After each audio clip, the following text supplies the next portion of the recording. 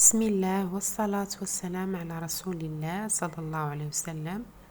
اليوم ان شاء الله غادي نديرو تشيز كيك سهلة جدا في التحضير. غادي نصايبو الكيك وغادي نزينوها بالكريمة والشوكولاتة، كتجي خفيفة بزاف وغادي تعجبكم. بلا ما نطول عليكم بداو على بركة الله في طريقة التحضير. مقادير بسيطة جدا وفي المتناول. اليوم ان شاء الله غادي نديرو تشيز كيك بمقادير اقتصاديه ومنظر زوين. بقاو معايا باش تشوفوا الشكل النهائي ديالها. نبداو على بركه الله. بسم الله. ناخذ البيض. بسم الله.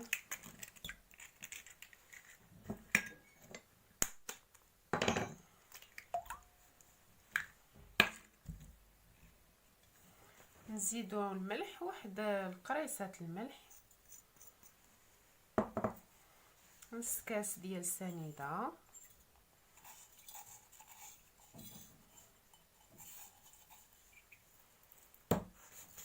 نص كاس ديال زيت نباتي، نص كاس ديال عصير البرتقال، عصير الليمون. وغادي نخلطوا هاد العناصر حتى يتمزجوا لينا، تذوب لينا السنيده. وغادي نبداو نزيدو في الدقيق. بالنسبه للدقيق درت 200 غرام ديال الدقيق.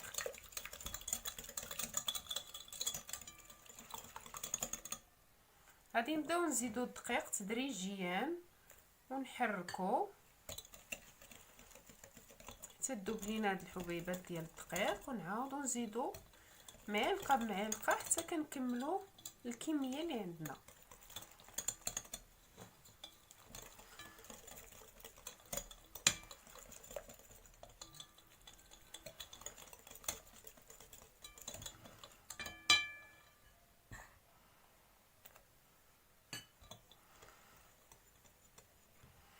كنستمروا هكا في التطراب غير بالطراب اليدوي حتى كنكملوا.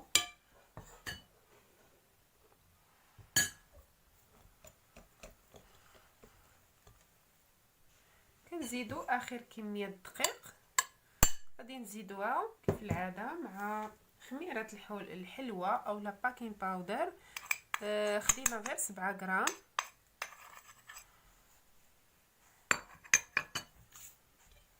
غادي نمزوهم.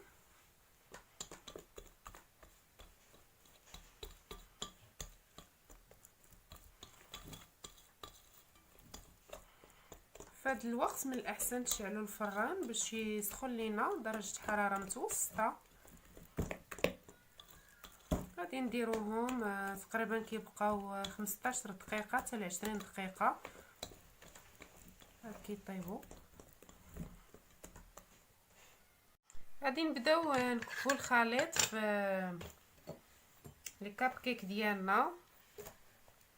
نديرو غير معلقه ما كاملاش تقريبا، هذا القياس تقريبا. غادي نكبوها في كاب كيك تجينا غير هكا لتحت، حيت حنا بغيناهم يجيونا غير صغار باش تبقى لينا ليسباس فين غنصايبو الحوايج الاخرين. غادي تشوفوا معايا من بعد.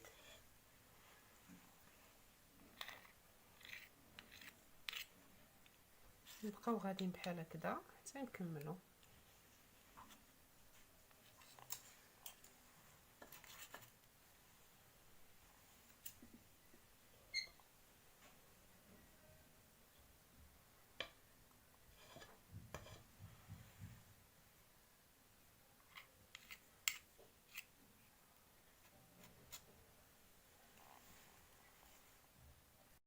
بعد ما وجدنا لي كاب كيك ديالنا كي شفتوا درت غير تقريبا معلقه ما كاملاش، حيت غادي نحتاجو هاد الفوق. غادي تشوفوا معايا من بعد ما يطيبوا شنو غادي نديرو فيهم.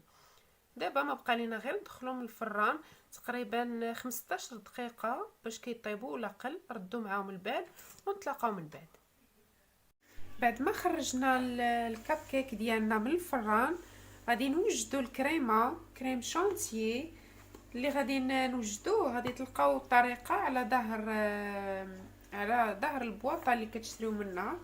غادي نخلطوا محتوى الخليط وغادي نزيدوا عليه 4 لتر من الحليب، يعني 2 كيسان الحليب.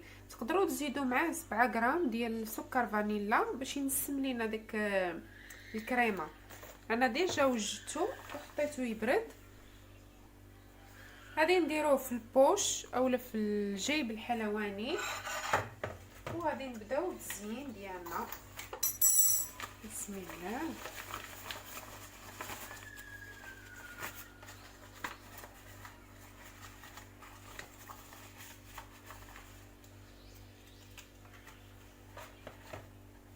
غادي نديرو الكريمه في الجيب الحلواني. غادي نبداو نزينو كاب كيك ديالنا. غادي نبداو نعمرو بالكريمه. بسم الله.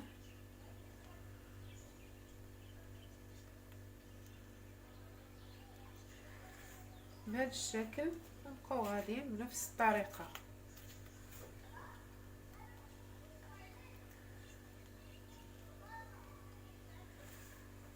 نبقاو غاديين بنفس الطريقه حتى نكملوا لي كاب كيك ديالنا كاملين.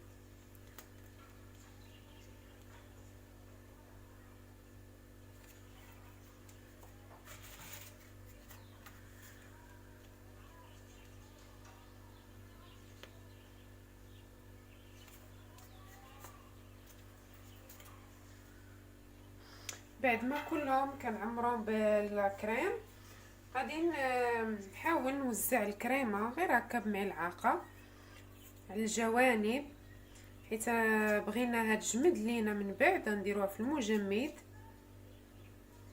وغادي نديرو فوقها طبقه اخرى، داكشي علاش بغيناها تكون متساويه.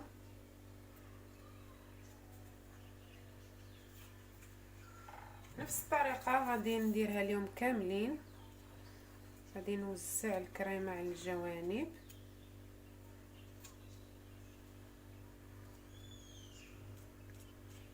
وغادي نديرها في الفريغو اولا في المجمد.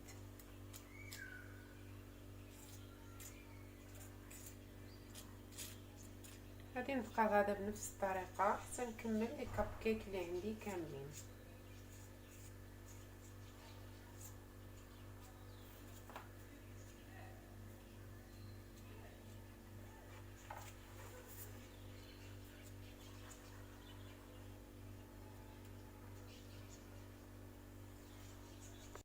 بعد ما بردوا لينا لي كاب كيك شويه جمدوا تقريبا، غادي ناخذ الشوكولا غادي نديرو في البالماري ندوبو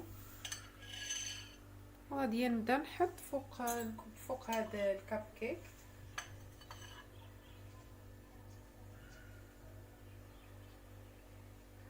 كنشكل طبقه غنخليها تبرد ليا. وكتزيين نقدر ناخذ فيرميسيل بشي لون، هذا ديجا كان عندي غادي نستعملو. غنخليها تبرد بنفس الطريقه غادي نزين الاخرين.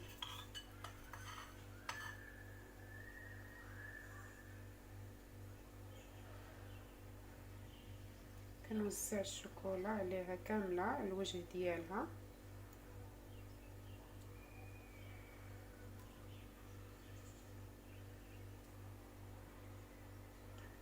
وكنزين الوسط ديالها بهذا الشكل. غنبقى غادا حتى نكملهم كاملين. غادي نوريكم طريقه اخرى للتزيين بشكل ثاني بشكل اخر.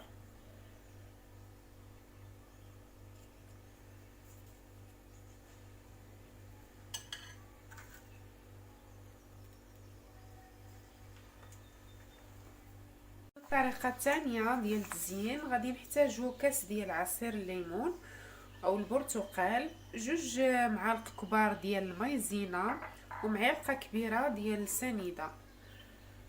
غادي نكب معلقه السنيده مايزينا غادي نخلطهم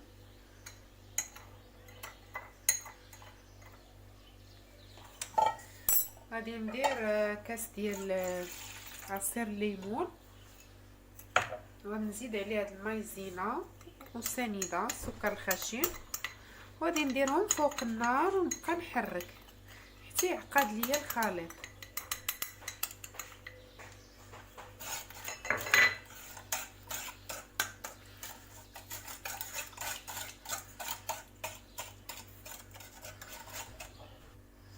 هذا هو الشكل ديال الكريمه بعد ما عقدات لينا. ما بقى لينا غير نديروها لي كاب كيك ديالنا، وما خرجناهم من الثلج من الفريغو. غادي نديرها نوزعها بهذا الشكل من الفوق. طريفات ديال الليمون، قشره الليمون سبق ليا باش قطعتهم من قبل، غير للتزيين نحطهم بهذا الشكل ونخليهم يبردوا. نبقى غادا بنفس الطريقه حتى نكمل الكاب كيك ديالنا. نوزعهم بهذه الطريقه وبهذا الشكل ونخليهم يبردوا.